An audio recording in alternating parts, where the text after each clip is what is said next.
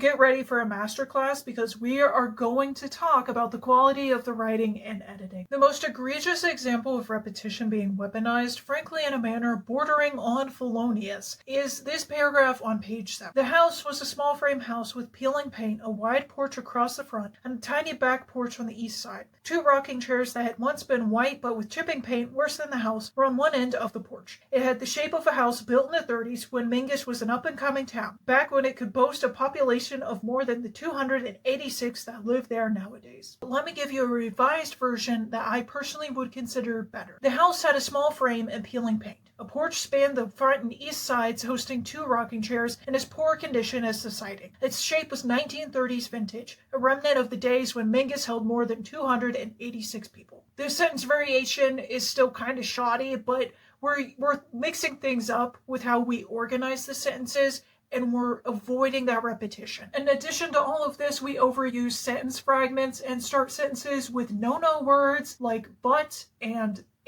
many times over. Now, you can get away with doing something like that every now and again, especially if your writing is otherwise very tight and neat. Sometimes it's inevitable, and sometimes it works for emphasis, but you cannot do that every 2 pages. The dialogue is by far the most unnatural I've ever come across. The dialect here is all wrong. We refuse to give anybody a unique voice, and apparently we're allergic to contractions, which is the #1 way to make your dialogue sound like a high school essay. To move on to another issue, Brown often says a sentence and then repeats it immediately after with some minor vocabulary changes or tackling the same idea from a different angle. But that explanation may be confusing, so here's a concrete example of what I'm talking about from page 77. It was twice as hot inside the barn as it had been out in the field. What little breeze blew out there was shut off in the barn. We repeat barn twice, but that doesn't matter because one can assume if it's twice as hot inside the barn, that means the menial breeze is not able to get inside to cool the air. Therefore, we don't need both sentences. I would say that the second one was more interesting and we should have kept that one.